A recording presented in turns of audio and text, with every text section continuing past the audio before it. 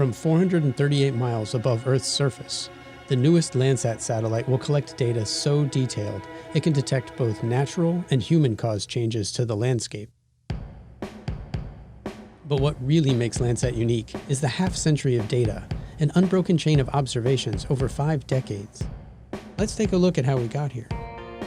1966. The U.S. Geological Survey proposes a satellite to study Earth's land masses.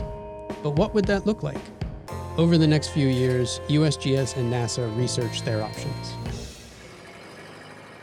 1970. NASA gets the green light to build an Earth Resources Technology satellite, an experiment to study and monitor our planet's land surface from space.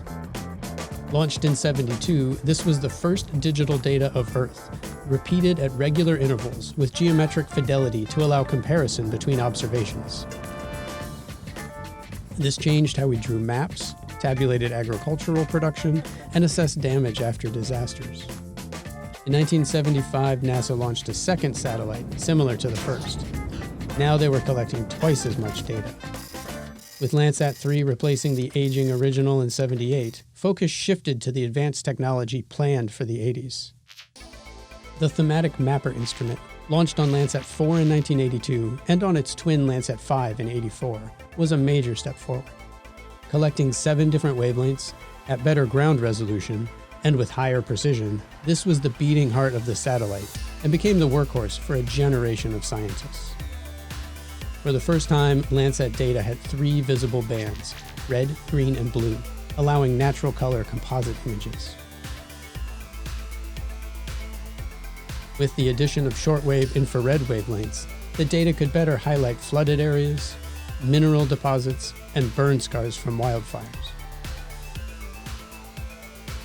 The thermal bands were also upgraded, allowing individual farm fields to be tracked. The 6th Landsat was intended to be another big step forward, but it never reached orbit after launch in 1993.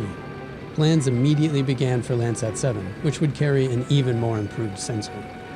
At the time, the Enhanced Thematic Mapper Plus was the most stable Earth observation instrument ever sent into orbit, and the calibration could be updated while in space. For the first time, we had an instrument robust enough to collect lots of data, and we had a plan to thoroughly record the entire globe.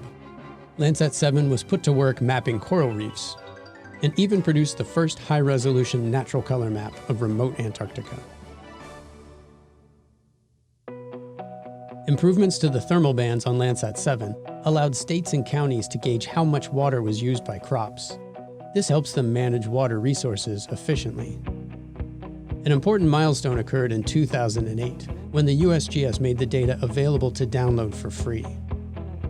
Users were able to get the data they needed, and not just what they could afford. It really unlocked a ton of innovation and created about $2 billion a year in economic benefits. The modern era of Landsat observations began with the launch of Landsat 8 in 2013. Having a push broom style sensor on Landsat 8 was a big improvement over the older scanning sensor. The Landsat 8 ground system that USGS runs is capable of receiving a lot more data than before. We're downloading over 725 scenes each day. That just wasn't remotely possible until Landsat 8. The 2 European Sentinel-2 satellites were designed to mesh with Landsat so that users can treat data from all the satellites as if it came from one single source. Now we get observations every 2 or 3 days, instead of every 2 weeks. 2021 is the launch of Landsat 9, the next step forward. It will collect the best data ever recorded by a Landsat satellite, while still integrating seamlessly with the extensive archive. Since the early 1970s, Landsat satellites have allowed us to better manage our resources.